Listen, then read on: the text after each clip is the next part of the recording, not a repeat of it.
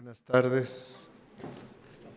Vamos a continuar el programa de las conferencias de 25 años de Conavio. Les quiero recordar que todas las conferencias van a estar disponibles, algunas ya lo están en la página de Conavio. También están disponibles las presentaciones. Si entran a biodiversidad.mx, a la parte de eventos, verán el anuncio de los 25 años y hay una página completa que se está construyendo precisamente con todas las presentaciones en video, ya integrada la presentación, pero también se están subiendo las presentaciones por si las quieren descargar.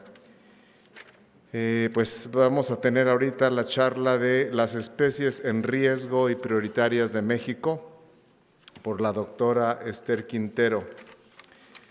La doctora Esther Quintero es bióloga por la Facultad de Ciencias de la UNAM.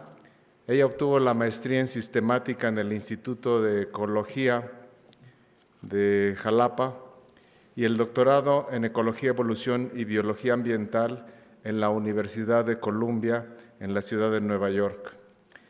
Durante su doctorado exploró la biogeografía histórica de las aves de los Andes. También ahí en la Universidad de Columbia realizó una especialidad en política ambiental. Más tarde fue investigadora postdoctoral en el Departamento de Ornitología del Museo Americano de Historia Natural en Nueva York y al término de esa estancia en 2012 se incorporó a la Conavio, en donde actualmente es la subcoordinadora de especies prioritarias y además es investigadora nacional de nivel 1. Bienvenida, Esther.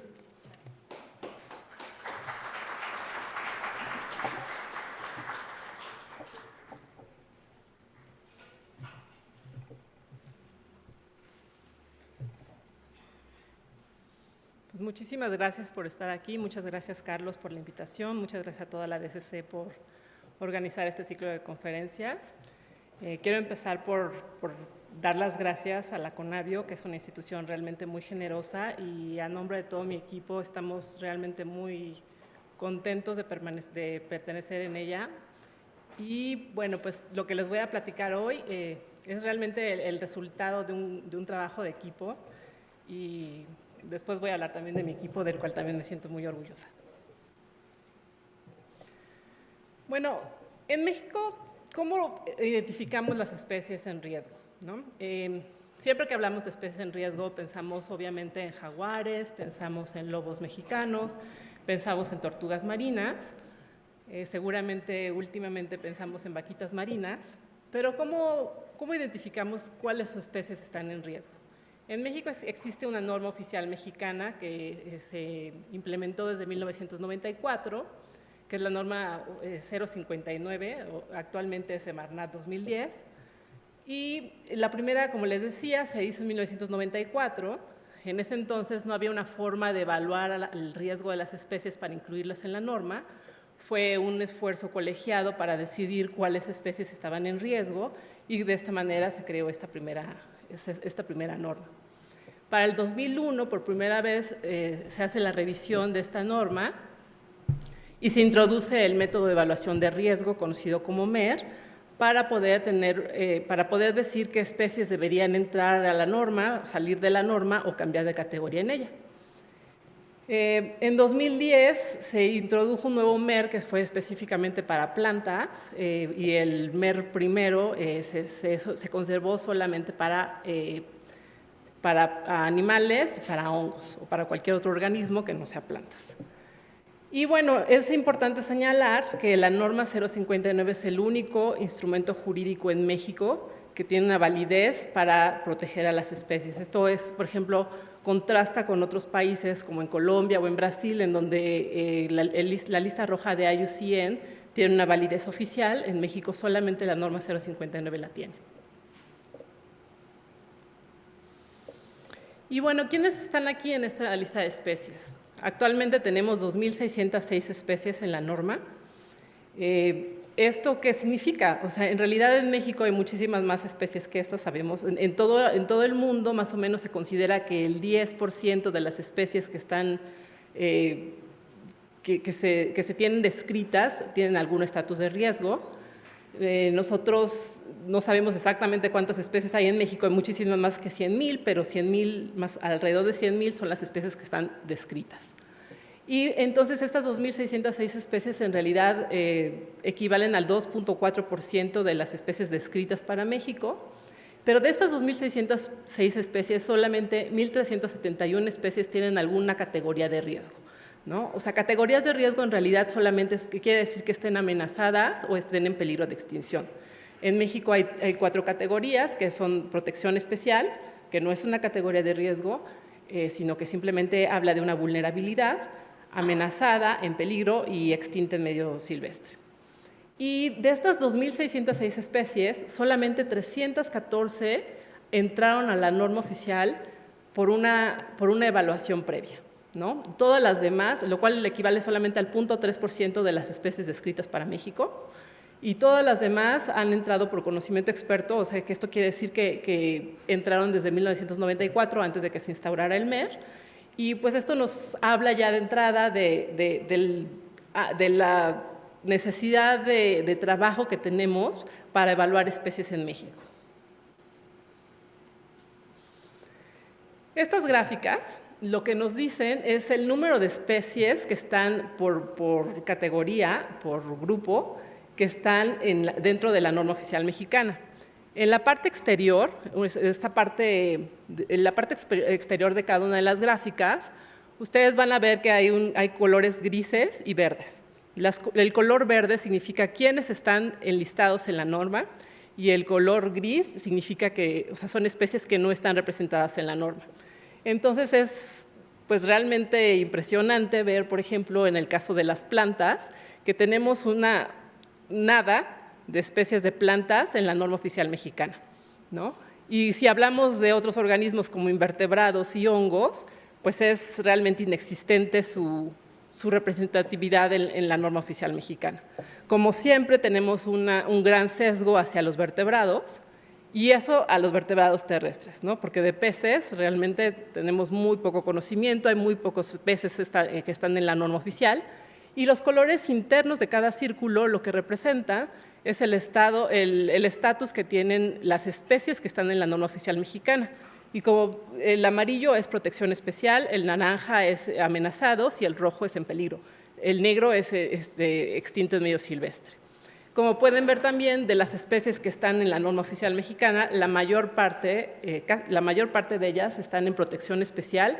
Esto quiere decir que las personas que metieron esas especies en la norma normalmente saben que son especies vulnerables, son especies que pueden llegar a tener un estado de riesgo. Sin embargo, normalmente lo que significa es que no se sabía lo suficiente como para asignarles un estado de riesgo. Pero bueno, jurídicamente las especies, aunque estén en protección especial, tienen una protección, no se pueden comercializar, tienen una serie de normas, y eso es muy bueno, porque bueno, aun cuando realmente no sepamos cuál es el estado de conservación de la especie, de cualquier manera está protegida.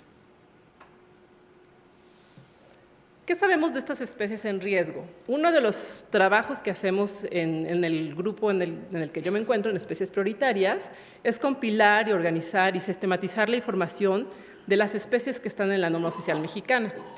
De las 2.606 especies que tenemos en la norma, actualmente tenemos perfiles de especies, o sea, son fichas, perfiles de especies, para la mayor parte de ellas, ¿no? Tenemos todos los vertebrados. Para todos los vertebrados tenemos fichas de especies, nos faltan unos poquititos de aves. Todavía nos hace muchísima falta trabajos de plantas, pero tenemos más de 2.400 perfiles de especies de las 2.606 que están en la norma.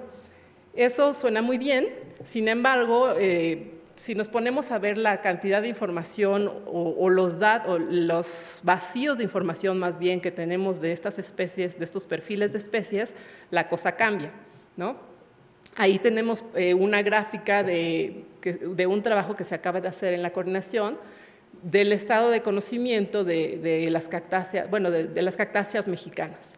Entonces, en rojo tenemos el número de cactáceas que tienen ficha, en amarillo las que no tienen, y después tenemos el porcentaje de la información que se tiene para cada una de las categorías que tendríamos que conocer en los perfiles de especie para estas especies, ¿no?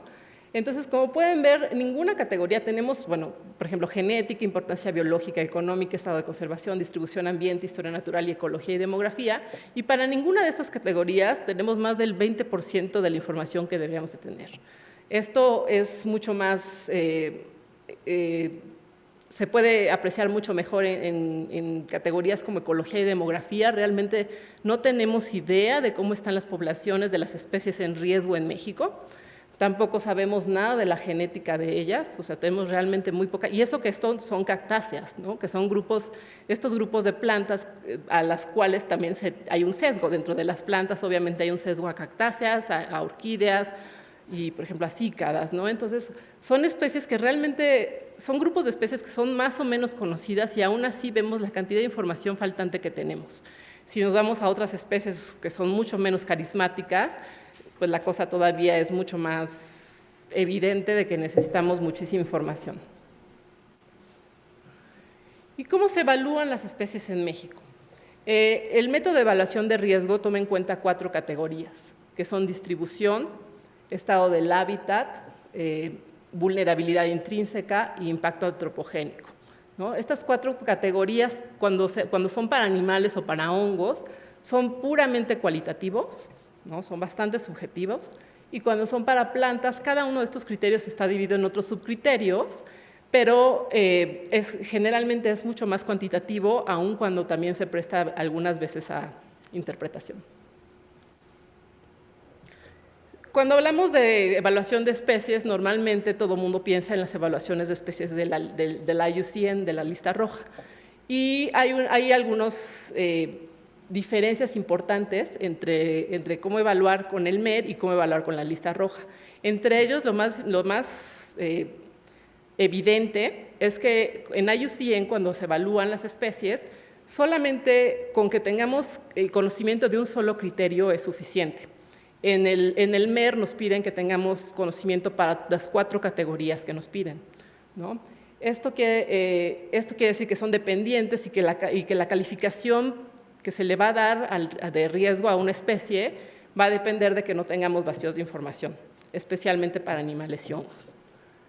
El MER, como les decía, muchas veces es subjetivo. Esto no quiere decir que el IUCN sea totalmente objetivo, pero es muchísimo más flexible, ya que podemos utilizar cualquier criterio que tengamos y podemos utilizar diferentes tipos de observaciones o estimaciones que se tengan para ese criterio.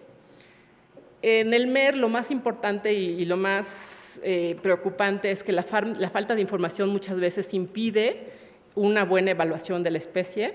Esto no sucede con el IUCN, ya que tiene unos lineamientos que nos hacen ser más objetivos, aun cuando tengamos muy poca información al respecto.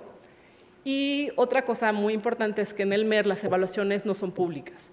O sea, uno no puede llegar o sea, saber por qué una especie está, por ejemplo, en peligro de extinción, porque no hay una justificación que acompañe esa categoría, y si uno quiere saber, o sea, conocer el MER, no está disponible, ¿no? Seguramente ahora por acceso a la información se podría pedir, pero eso de cualquier manera no hace que las cosas sean más fáciles, ¿no? O sea, este tipo de información nos parece que tendría que ser pública. Esto sucede con IUCN. Cuando uno entra a consultar a la página de IUCN el estado de conservación de cualquier especie, está el racional de por qué está en esa categoría y está toda la información disponible para esa especie. Entonces, cuando nosotros tenemos que evaluar especies en México, ¿qué dificultades encontramos? La primera, bueno, este es el caso que hicimos un artículo en la coordinación sobre roedores de selvas secas y selvas mesófilas, y bosques mesófilos, y son roedores que son muy importantes porque son dispersores de semillas, son roedores que normalmente son frugívoros, son chiquititos, a nadie le importan, nadie los pela mucho, pero son especies que son muy importantes para estos ecosistemas, que además son los dos ecosistemas que con mayor riesgo en el país. ¿Y qué fue lo que encontramos? Como son especies que se estudian muy poco, hay muy poca información, pero sabemos que son especies que están en algún estado de riesgo. Lo más fácil de conocer sobre estas especies es la distribución. Sabemos dónde estaban, por lo menos, porque tenemos las descripciones originales, pero obviamente no hay nada de información generada en los últimos años al respecto. Entonces, no siempre tenemos información completa. No son especies que normalmente, por ejemplo, tengamos proyectos en la Conavio para ellas, no son especies con las que contemos con modelos de distribución. Entonces, aun cuando tenemos conocimientos sobre su distribución, nunca sabemos si esa distribución está completa. Cuando hablamos de estado del hábitat, solamente hacemos inferencias, porque sabemos que el bosque mesófilo, en el caso de esta especie que vive en bosque mesófilo, sabemos que es el ecosistema más amenazado en México, podemos decir que el hábitat está muy mal, que está en riesgo, y eso es una inferencia válida, pero realmente no sabemos cómo están los bosques en donde vive este bicho. No hay trabajos al respecto en este momento. Vulnerabilidad intrínseca, lo único que sabemos de la historia natural de estos animalitos es que son arbóreos y que se alimentan de frutos. Esto realmente nos dice muy poco sobre qué tiene que ver esta información con el estado de riesgo que tiene esta especie. Y impacto antropogénico, sabemos que en general el bosque mesófilo está perdiendo área rápidamente por deforestación, por cambio de uso de suelo, y una vez más tenemos que hacer una inferencia al decir que el impacto antropogénico es muy alto sobre el hábitat de esta especie por, en general, la problemática del bosque mesófilo. Entonces, bueno, como pueden ver, o sea, si nosotros queremos realmente que este animalito quede con un estado de riesgo alto, tenemos que ser bastante subjetivos y tenemos que, digamos, inflar las calificaciones del MER, porque realmente tenemos tan poca información que no se puede hacer de otra forma. ¿Qué dificultades tenemos, por ejemplo, para evaluar plantas? El MER de plantas es muy exhaustivo, al contrario con lo de animales, que es muy laxo, son 4 categorías que solamente nos preguntan cómo está el estado de conservación del hábitat o cuál es el impacto antropogénico. En plantas nos piden una cantidad de información impresionante, ¿no? Entonces, por ejemplo, tenemos que saber cuál es el número total de individuos, el reclutamiento, la de su dependencia, la reproducción, si existe o no clonalidad, si hay evidencia de declive natural de las poblaciones. Y en realidad, cuando hablamos de especies para las cuales tenemos poca información y que no sabemos mucho de su historia natural, esto solamente es un aspecto de demografía, pero existe cualquier cantidad de información sobre historia natural que nos piden para vulnerabilidad biológica, que es el mismo caso. No sabemos ni siquiera, por ejemplo, en este caso de dalbergias, que voy a hablar más adelante de estas especies, o sea, no sabemos ni siquiera cuáles son los polinizadores. Entonces, es muy difícil hacer evaluaciones de riesgo cuando nos piden esta cantidad de información. Ojalá tuviéramos esta cantidad de información, porque muchas veces eso querría decir que a lo mejor estamos invirtiendo mucho más en su estudio, estamos invirtiendo mucho más en saber cómo están, y a lo mejor entonces las poblaciones no estarían tan mal. ¿Qué pasa cuando tenemos que evaluar especies acuáticas, en especial en este caso especies bentónicas, y tenemos que usar el método de evaluación de riesgo? El método de evaluación de riesgo en este caso fue un ejercicio que hicimos para evaluar pastos marinos. El MER de plantas no está hecho para evaluar especies acuáticas. Por ejemplo, para evaluar la distribución de la especie nos pide usar la zona económica exclusiva. Y esto es realmente ridículo cuando tenemos que evaluar especies bentónicas como los pastos marinos. Entonces, o sea, la zona económica exclusiva es gigante cuando en el mapa de abajo podemos ver que los pastos marinos solamente se distribuyen alrededor de la costa en una profundidad, para el caso de los pastos marinos mexicanos, en una profundidad promedio de 16.44 metros. ¿No? O sea, fue una aproximación que tuvimos que hacer para conocer la profundidad media de las especies de pastos a evaluar, y de esa área roja que tenemos ahí fue de donde empezamos a hacer la evaluación en vez de utilizar la zona económica exclusiva, ¿no? Pero, o sea, aquí lo único que el mensaje que queremos transmitir es que los MERs, como están ahorita, no están pensados para todos los organismos que tenemos que evaluar. Y lo mismo sucede con las regiones biogeográficas o con la altitud, ¿no? Las regiones biogeográficas solamente están pensadas en regiones biogeográficas terrestres, y no siempre nos piden rangos de altitud para calcular la vulnerabilidad biológica intrínseca, cuando en realidad aquí estamos hablando de que pues, tendríamos que obviamente estar pensando en los rangos de profundidad. Entonces, ¿qué hemos aprendido en Conavio cuando tenemos que evaluar especies? Y ahorita también les voy a hablar de las cosas que hemos logrado hacer evaluando especies, pero ¿qué hemos aprendido de estas dificultades que tenemos? La cantidad de información que el MER pide es muchísima y muchas veces está en detrimento de la evaluación de las especies, ¿no? Los criterios del MER no son apropiados para todos los organismos. Esto es muy obvio, por ejemplo, para especies bentónicas, para animales y para hongos. Esto no quiere decir que estemos criticando al MER como tal, en realidad se hizo hace 16 años, fue un esfuerzo sin precedentes en su momento, me parece que fue muchísimo mejor al esfuerzo que se tenía entonces para la IUCN. Sin embargo, ahorita con la información que tenemos y con las herramientas que tenemos, nos parece que está superado. Las evaluaciones de la IUCN son mucho más flexibles, no nos queda dudas de ello. Sin embargo, para evaluar con IUCN siempre dependemos de asesores externos, son evaluaciones que son muy caras, son muy tardadas y de altos costos, ¿no? Nosotros en Conavio hemos tenido 3 experiencias de evaluación con IUCN de especies en riesgo de especies nativas, que fue la reevaluación de los anfibios en 2014, la evaluación global de los anfibios en 2014, la evaluación de algunas de las palmas de México y la evaluación de riesgo de cactus. Y bueno, es obvio, uno de los objetivos de Aichi, el objetivo número 12, nos pide que para 2020 se elimine el riesgo de extinción para las especies en riesgo.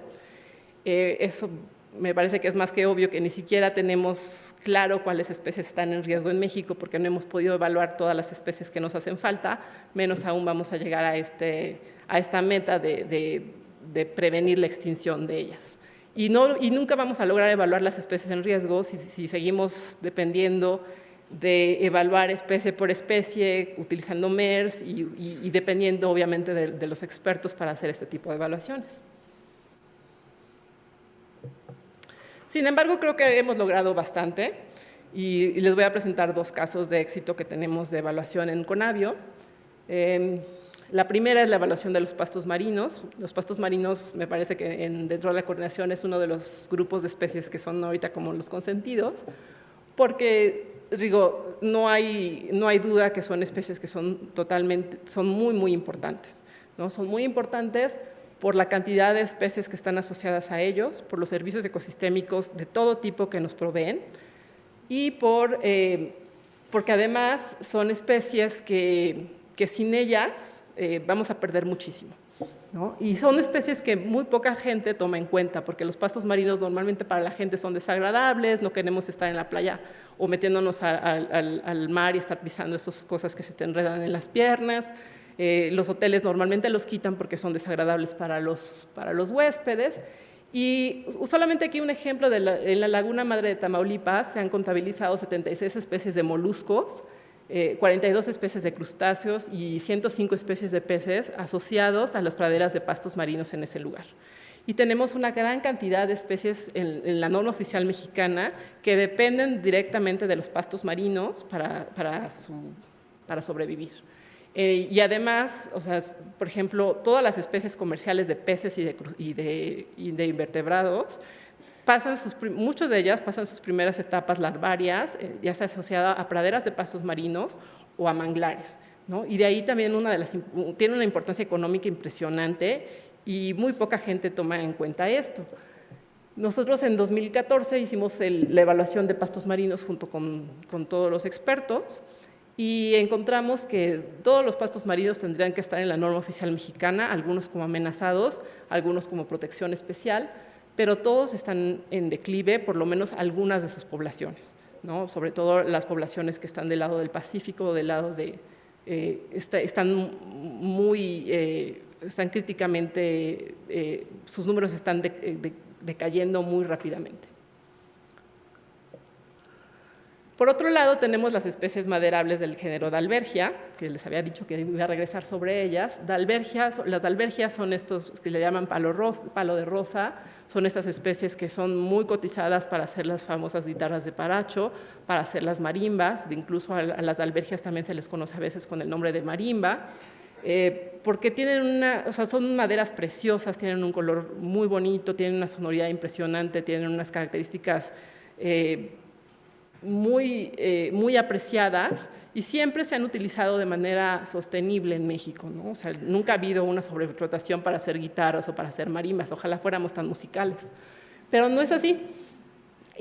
Pero a partir de 2010 empieza a haber una explotación muy grande en México de estas especies, y en 2011 y 2012 se detona esta explotación, y esa explotación se detona porque el mercado chino demanda estas especies, porque aunque Dalbergia es un género que se distribuye alrededor de los trópicos del mundo, muchas de las especies asiáticas y africanas ya están tan sobreexplotadas que ya no hay disponibles, y el mercado chino las demanda muchísimo, ¿no?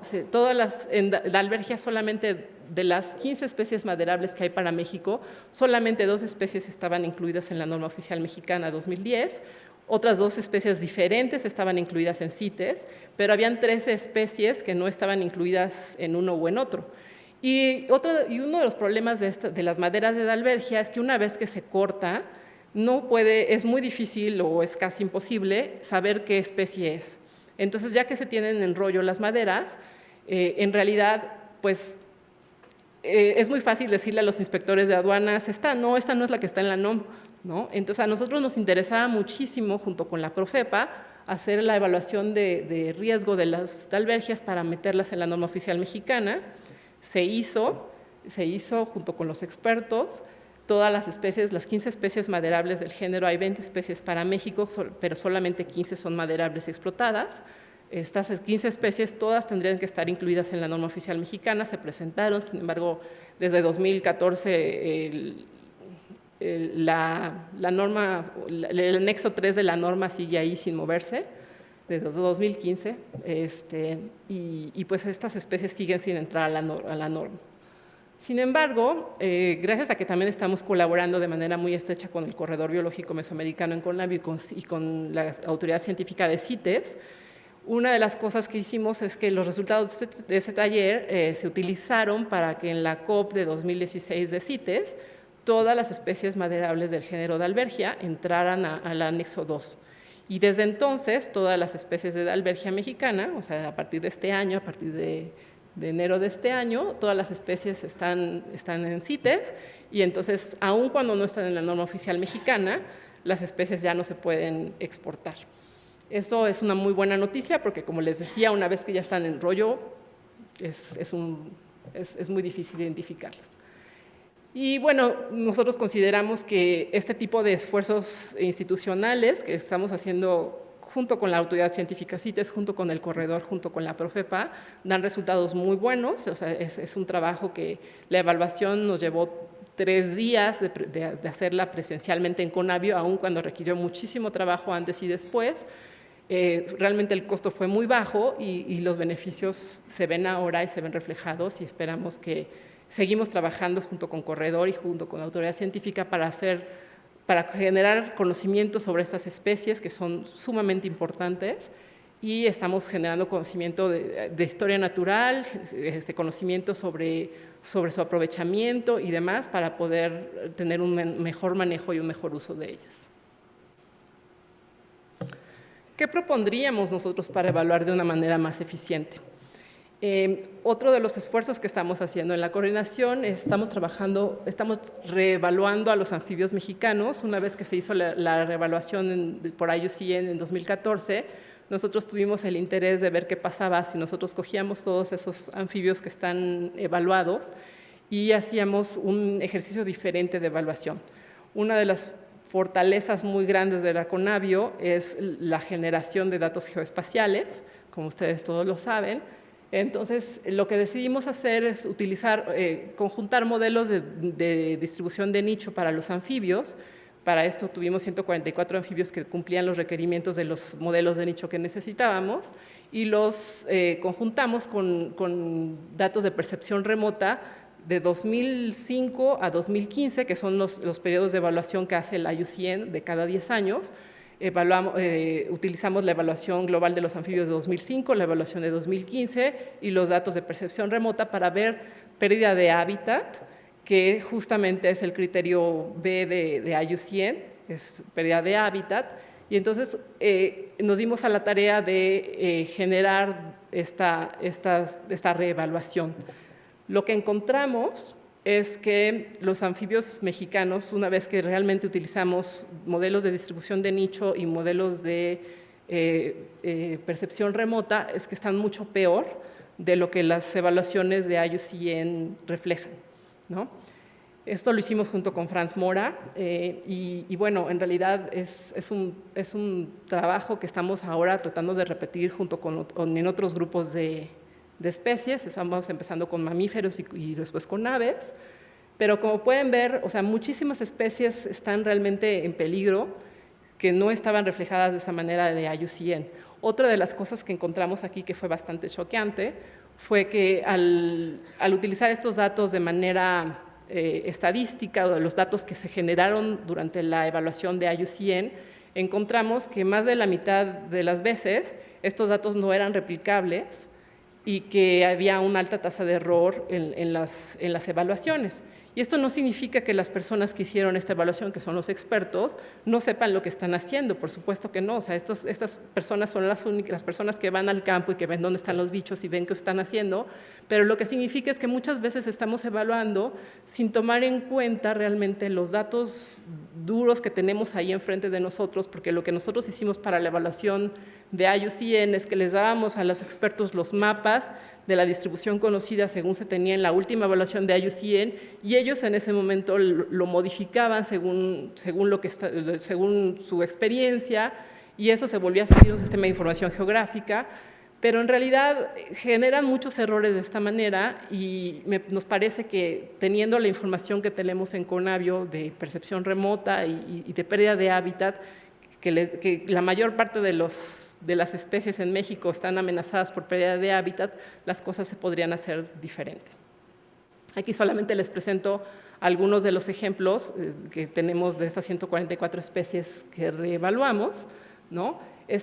Uno de los criterios de IUCN, del criterio B de pérdida de hábitat, tiene que ver, o sea, hay rangos muy grandes de hábitat, ¿no? Si una especie tiene más de 100,000 kilómetros cuadrados, por decir algo, no se considera que pueda estar en riesgo. Sin embargo, ¿qué pasa aquí?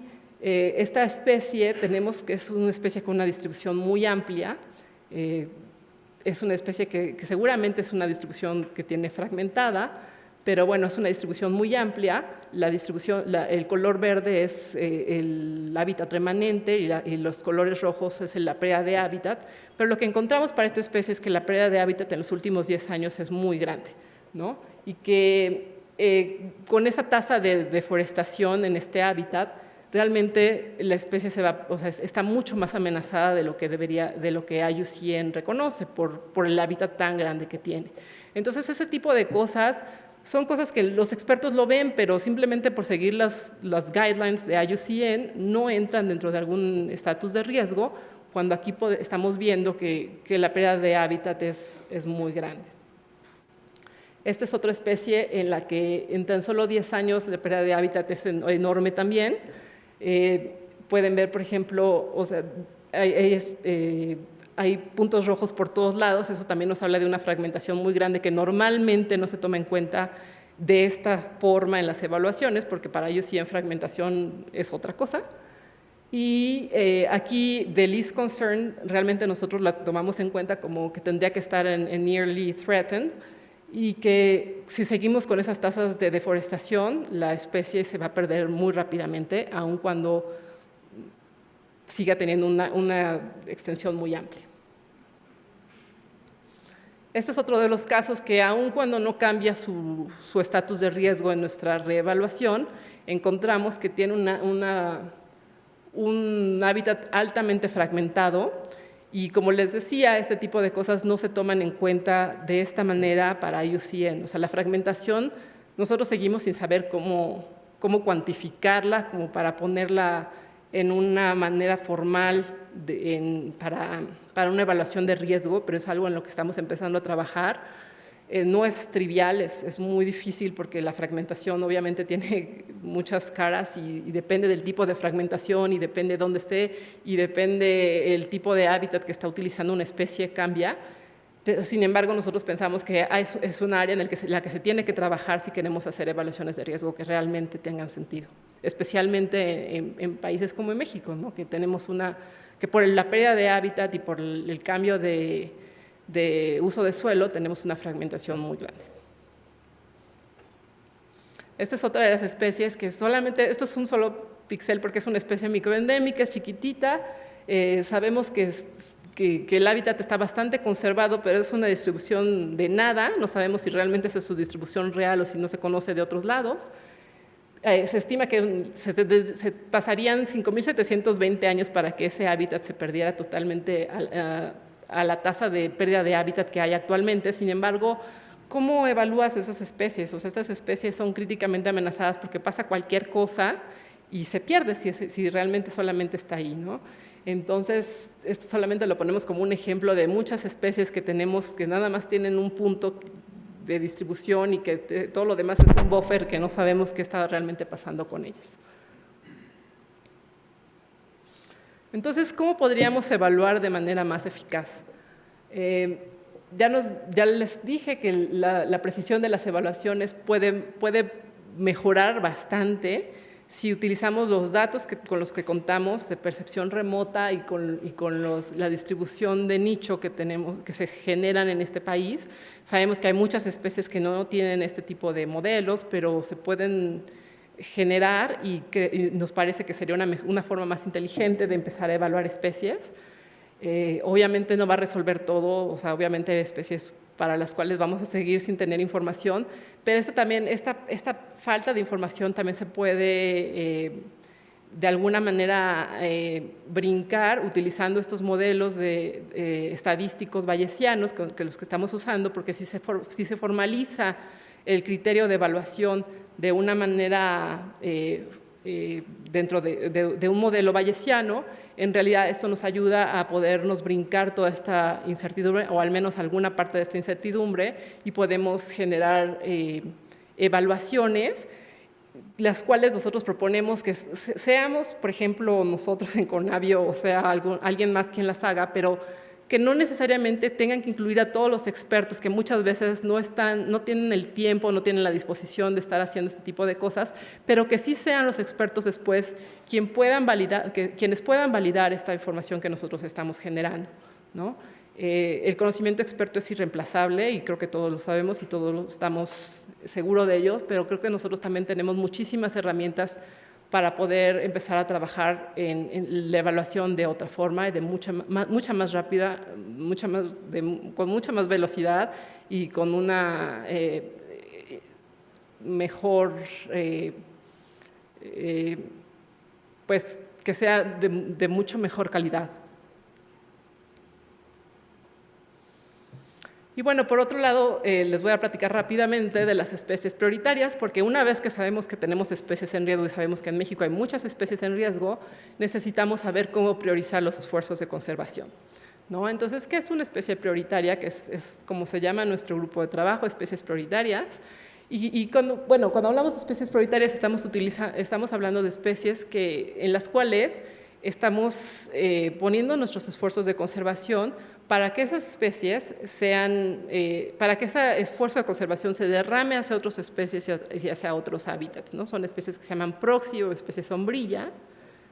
Y en México es uno de los pocos países, si no es que el único. Hay muy pocos países que tienen listas de especies prioritarias, pero en México la legislación nos pide, la Ley General de Vida Silvestre nos pide que haya una lista de especies prioritarias Y esto es muy importante porque obviamente no tenemos ni los recursos humanos ni monetarios ni de ningún tipo para ponernos a conservar cada una de las especies que tenemos. En 2011 empezó un proceso para compilar la primera lista de especies prioritarias, en la cual Semarnat, como cabeza del sector, convocó a todos los demás organismos del sector medioambiental, junto con la academia y las ONGs, para hacer este esfuerzo. Y bueno, ¿cómo se eligieron estas especies prioritarias? Se empezaron a proponer, se dieron ciertos criterios y se dieron unas calificaciones para cada uno de los criterios. Esto fue hecho en talleres con expertos, y algunas de los criterios para elegir estas especies prioritarias es que fueran especies clave para el ecosistema, especies con representatividad de algún ecosistema, especies carismáticas o especies con valor económico, especies importantes en el uso tradicional, importantes desde el punto de vista cultural, de relevancia filogenética o evolutiva, y especies que tuvieran un alto riesgo de extinción. Al final, en 2014, se publicó en el Diario Oficial de la Federación la primera lista de especies prioritarias. Esta lista supuestamente se debe de actualizar cada 3 años. En 2017 debió haberse actualizado, sin embargo, no ha salido todavía la convocatoria para hacerlo. Tenemos 294 animales y 123 plantas. Seguimos con un sesgo muy grande, obviamente, hacia los vertebrados. Invertebrados pueden ver que hay muy pocos, plantas hay bastantes, aun cuando dentro de las plantas hay un sesgo importantísimo otra vez hacia cactus, orquídeas y cícadas. Pero, sin embargo, en realidad es un esfuerzo muy importante, es un esfuerzo sin precedente. Les digo, hay muy pocos países que tienen listas de especies prioritarias. Francia tiene, Inglaterra tiene, Estados Unidos todavía no completa el proceso, aun cuando está yéndose más hacia allá la conservación de hábitats prioritarios. Y bueno, o sea, ¿cuántas especies hay en Francia y cuántas especies hay en Inglaterra, ¿no? O sea, no se compara con la riqueza que nosotros tenemos, y aun cuando siguen habiendo todavía muchas especies y nos parece que todavía hay una oportunidad para mejorar de manera significativa esta lista, ha servido para informar los esfuerzos de conservación durante estos años. El PROCE, el Programa de Recuperación de Especies en Riesgo de la CONAMP, se está basando ya en esta lista para dar los apoyos, y eso nos parece que es muy, muy importante. Y bueno, no quisiera terminar sin hablar una vez más de pastos marinos. Como les decía, es uno de nuestros grupos favoritos actualmente. Y los pastos marinos son, por excelencia, una especie prioritaria. Sin embargo, ningún pasto marino está dentro de la lista de especies prioritarias. ¿Y por qué digo que es por excelencia una especie prioritaria? Porque poniendo nuestro interés y nuestro esfuerzo en conservar las praderas de pastos marinos, estamos conservando cualquier cantidad de especies que les decía que están asociadas a ellas. Estamos protegiendo además los servicios ecosistémicos que nos interesan, como simplemente por mencionar el carbón azul. O sea, sabemos que los pastos marinos y los manglares son el reservorio de carbono más importante que tenemos, y conservándolos estamos haciendo una gran parte de mitigación de cambio climático. Nos dan protección a la línea de costa, nos dan una mejor calidad del agua hacia filtradores de ella, y bueno, como les decía, o sea, nos dan muchas de las especies, o si no es que todas las especies de importancia comercial, empiezan su vida en pastos marinos y en manglares. Y en México, en la legislación, en la Ley General de Vida Silvestre, hay una figura que se llama el hábitat crítico, está en el artículo 63 de la Ley General de Vida Silvestre, y en México no hay un solo hábitat crítico decretado, ¿no? Nos parece muy importante que las especies de pastos marinos y las especies de manglares en algún momento entren a la ley, a la lista de especies prioritarias, pero también nos parece muy importante que la CONABIO tendría que empezar a impulsar esta figura del hábitat crítico, especialmente con los pastos marinos. En Estados Unidos acaba de cumplir 20 años esta figura de Essential Fish Habitat. Ellos han reconocido la importancia que tiene conservar los pastos y los manglares desde el punto de vista de la pesca comercial, y nosotros tenemos muchos años de retraso y nos parece que es una oportunidad muy importante que va de la mano con cómo priorizar especies y cómo conservar hábitats realmente de una manera inteligente, de una manera global y de una manera que reconozca esta diversidad que hay en este tipo de hábitats críticos. Bueno, pues este es todo el equipo de especies prioritarias.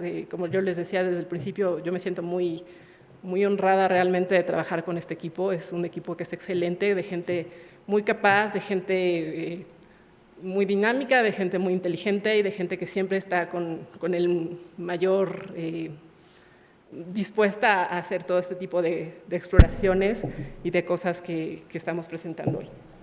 Gracias.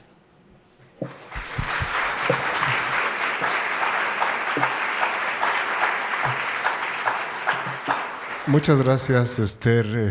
Antes de dar la palabra, yo quiero hacer una pregunta o una clarificación.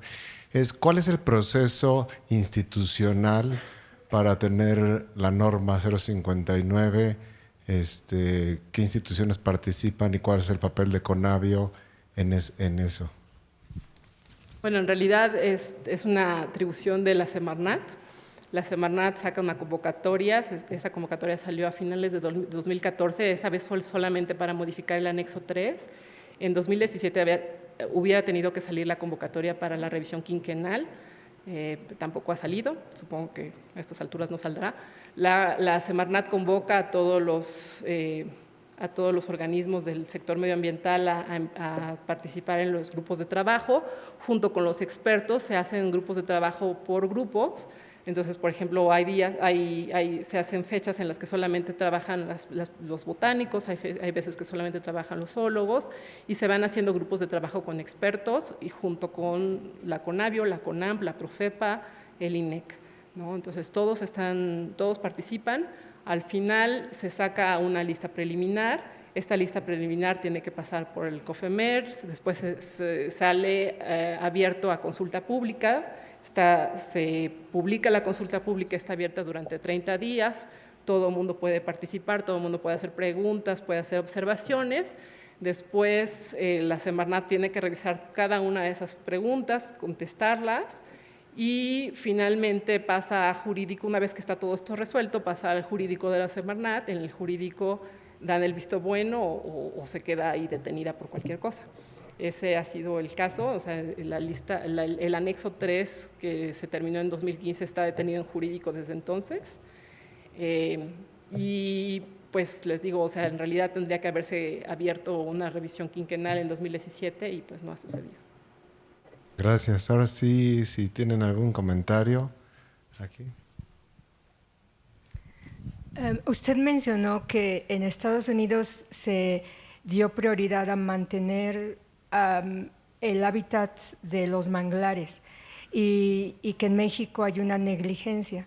Y yo quería mencionar 2 ejemplos de esa negligencia que yo he visto en las playas de Oaxaca. Uno está en la playa del Arrocito, cerca de Huatulco, donde se iban a quitar a las personas que desde hace mucho tiempo tenían sus puestos de comida, y eso era para asignar la designación de guardián del manglar o algo parecido a un hotel. No sé qué pasó de eso.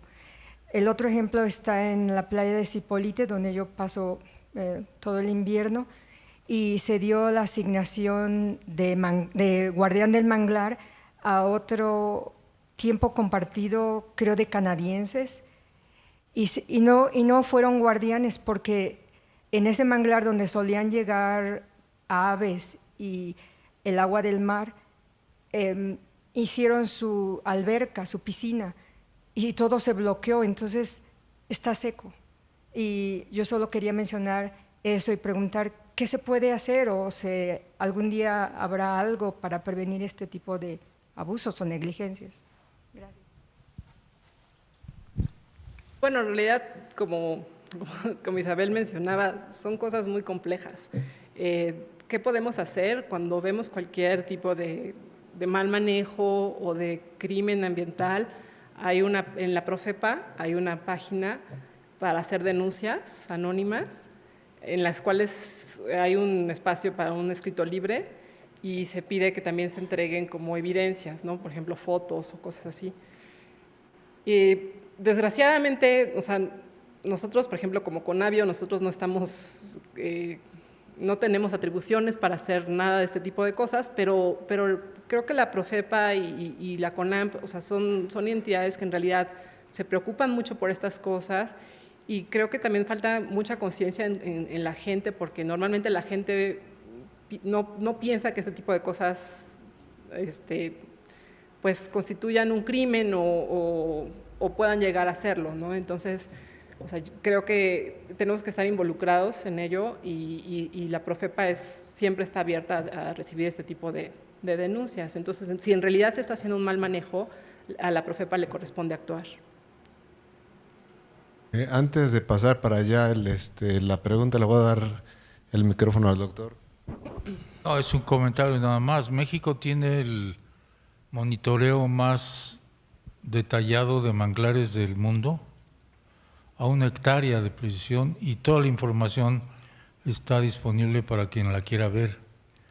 Y esto ha generado ya muchos grupos que han salido a la defensa de manglares en muchas partes.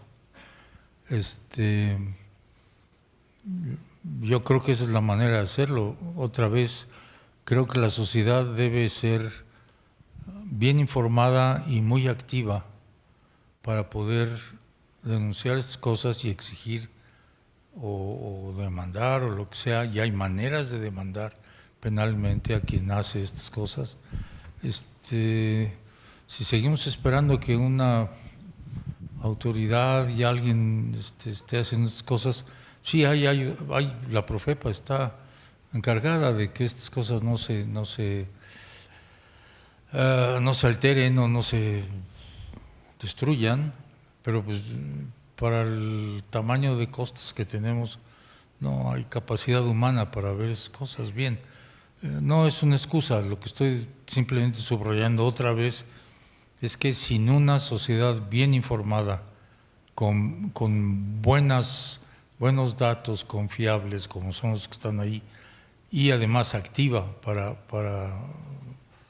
poder tomar estas cosas en sus manos, vamos a estar esperando que pasen las cosas. Esto es un patrimonio de todos y como todos los tenemos que defender y conocerlo. Lo otro es una cuestión muy pasiva que no creo que es muy conducente a realmente cambiar las cosas, ¿no? Buenas tardes a todos. Blanca Estela Botello. 3 preguntas solamente, por favor. La primera sería, menciona que se necesita actualizar ya la forma de evaluar estas especies, saber qué es lo que se requiere. ¿Se requiere reducir el número de requisitos? ¿Qué es lo que se tendría que hacer en ese caso? Segunda, la convocatoria para determinar especies prioritarias. Ya solamente queda un mes para que termine este año, lo más seguro es que no salga. Si sale el próximo año, a partir de esta expedición de convocatoria, ¿cuánto tiempo pasaría para que quede actualizado este listado? Y tercero, menciona que hay muchos obstáculos precisamente para evaluar. ¿Qué tanto porcentaje se ha evaluado de estas especies? Estamos hablando de un 20%, un 30% de todas las especies que están en riesgo. Gracias. Bueno, lo primero, ¿qué necesitamos hacer para tener mejores evaluaciones? Es justamente la propuesta que nosotros tenemos. Una de las cosas es utilizar datos de percepción remota, como les decía, y pareados con datos de modelado de nicho. Sin embargo, como les decía, eso no va a ser suficiente para poder hacerlo para todas las especies. Hay muchos otros países, por ejemplo, Sudáfrica es un líder en la evaluación de su flora, y lo que ellos hicieron fue hacer un proceso automatizado de evaluación de riesgo, en el que descartaban de entrada evaluar uno por uno todas las especies que tuvieran amplia distribución y después solamente evaluaban las especies que tenían distribuciones restringidas o que tenían cierto tipo de problemáticas. De esta manera, en 5 años lograron evaluar toda su flora, que es todavía un poquito más grande que la nuestra, y esa es una de las cosas que también se pueden hacer, ¿no? Este tipo de automatización de las evaluaciones. Sin embargo, eso en países como en México, en el que, como les mostrábamos, aun cuando tengas una distribución muy amplia, puede haber una fragmentación muy importante y demás. O sea, muchas veces es como jugarte un poco en peligro. No hay una respuesta definitiva de qué se necesita hacer.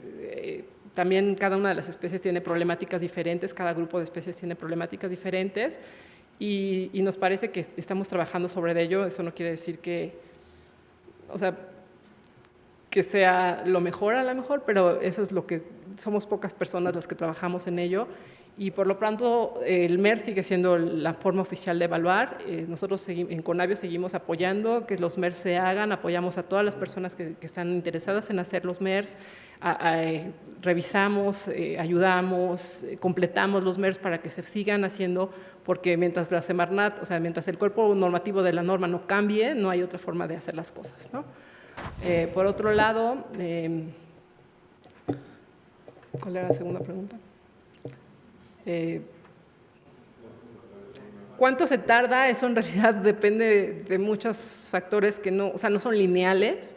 Como les comentaba, en 2014, en noviembre de 2014 se convocó se abrió la convocatoria para modificar el anexo 3 de la norma oficial mexicana. Estamos en noviembre de 2017 y pues todavía no se termina. Entonces mucho tiene que ver los tiempos políticos, mucho tiene que ver la disponibilidad de los grupos de trabajo, de los académicos. O sea, son muchas cosas que entran aquí. Aún el departamento jurídico de la Semarnat, o sea, es todo un mundo aparte que no necesariamente tiene que ver con todo lo el demás trabajo del grupo de trabajo, ¿no? Entonces, la verdad es que no sabría. También del decreto oficial de la lista de especies prioritarias, se tardó más de 3 años en pasar todo el primer proceso y en ser publicado, ¿no? Entonces, la verdad, no sé. Y en cuanto a qué porcentaje de especies están evaluadas, como les comentaba, solamente el 0.3% de especies descritas para México están evaluadas,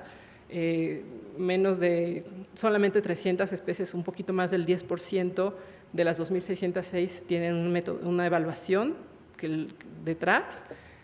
Y esto es porque, como les comentaba, en la primera versión de la norma oficial no se pedía que hubiera una evaluación y la mayor parte de las especies que se encuentran en la norma entraron a partir de 94. ¿No? Sí, ¿alguna otra pregunta o comentario, Pati? ¿Quieres hacer un comentario? Solo brevemente decirles que toda la información que compila Conavio sobre estas especies está en bases de datos en las que Esther y su grupo ha estado trabajando de manera muy bien normalizada, están en Enciclovida, ahí las pueden mirar. Estamos tratando de compilar esta información y hay muchos proyectos en donde podemos ir incluso más allá del mapa. Estamos trabajando con muchos proyectos que quizá por el tiempo no se pudieron mencionar para conocer mejor a las especies mexicanas, la Biblioteca de Sonidos de Mamíferos, especies de genética de muchas especies. No podemos hacerlas todas, pero vamos definiendo prioridades para ir avanzando pues en el conocimiento de nuestra flora y fauna que está en mayor riesgo. Quizás se podría crear una categoría de Conavio como cercanamente amenazada que pudiera darse a conocer al público y la sociedad civil podría trabajar en esas especies en lugar de esperar un proceso tan largo y que cada 5 años o cada más años se actualiza, y tener una propuesta que no sea oficial, claro, pero que sí está teniendo en cuenta una serie de condiciones, ¿no? Bueno, de hecho eso pasa con las especies prioritarias, ¿no?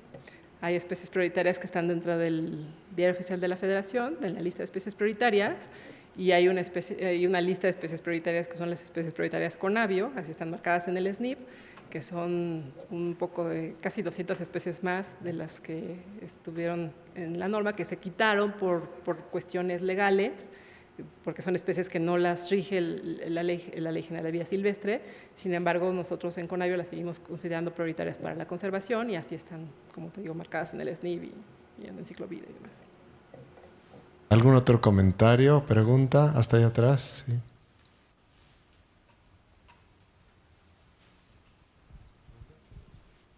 Allá y allá, Liz. Sí, gracias. Buenos días y felicitaciones por la presentación. Me llamó un poco la atención el tema de los pastos marinos y sobre todo porque mencionaste que no forman parte ninguna de las especies que conforman este grupo biológico de las especies prioritarias y tampoco es un hábitat crítico. Entonces, pues tenemos este vacío en 2 niveles de análisis y la pregunta es si tú crees que se deberían de canalizar más esfuerzos por desarrollar un listado de hábitats críticos y que, como se acaba de mencionar, tal vez no esperar a que de manera oficial se tomen medidas para su protección, sino analizar canales en los que la sociedad civil pueda tener conocimiento de estos hábitats críticos y participar en la protección de los mismos. Entonces, básicamente, resumiría esto en esas 2 preguntas.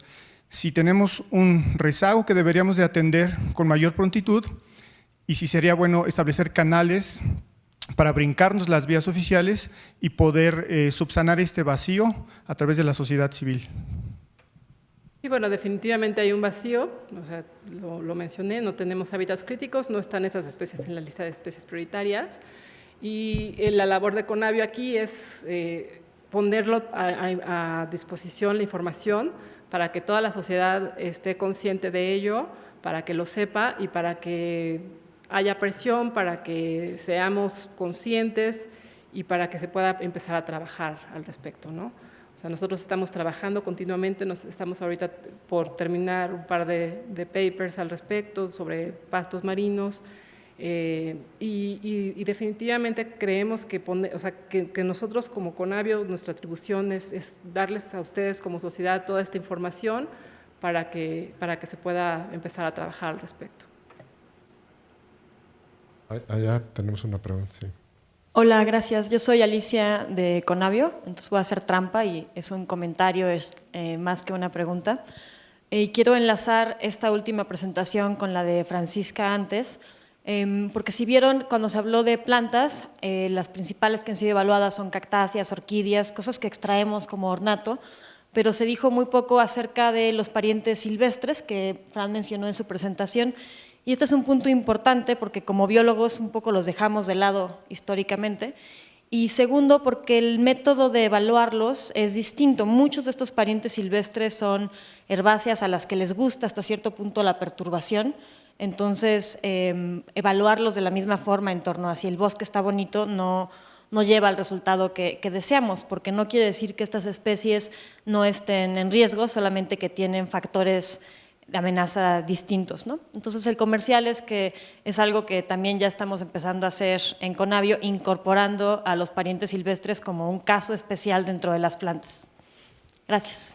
Gracias. Acá tenemos otra pregunta o comentario.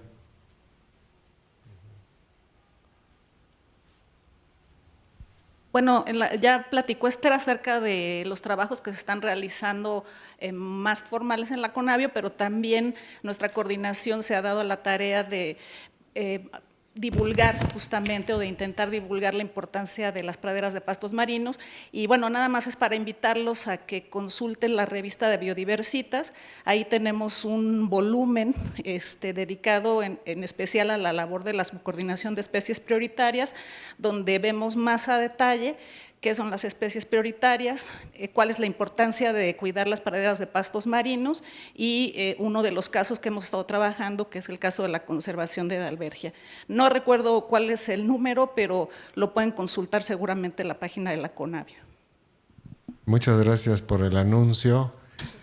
Tenemos una revista bimensual, Biodiversitas, a la cual se pueden suscribir gratis. Si nos escriben, entren a la página web de Conavio y busquen Biodiversitas. Se les envía gratis al domicilio que ustedes pongan. Toda la colección de Biodiversitas está digitalizada, la pueden consultar también, la pueden descargar. Y bueno, en la página web están todos los eventos, todo el tipo de información, y si no encuentran algo, con mucho gusto nos pueden decir qué es lo que están buscando y les ayudamos. ¿Alguna más? Si no hay ninguna más, entonces pues darles las gracias a todos ustedes por estar aquí. Gracias a los ponentes del día de hoy. Y muchas gracias a los ponentes del día de hoy. Muchas gracias otra vez a la colaboración del Colegio Nacional. Y pues invitarlos, uno, a descargar el informe de 25 años de Conavio. Ya está en la página, lo pueden descargar. Todas las presentaciones se están subiendo en video y se están subiendo también las presentaciones de PowerPoint. Y invitarlos la semana que entra, el 15, vamos a presentar varias charlas que tienen que ver con comunicación de la ciencia, con ciencia ciudadana, participación de la sociedad y también con pues, la vanguardia del desarrollo de realidad virtual en Conavio. Entonces, pues nos dará mucho gusto verlos por aquí en una semana. Muchísimas gracias.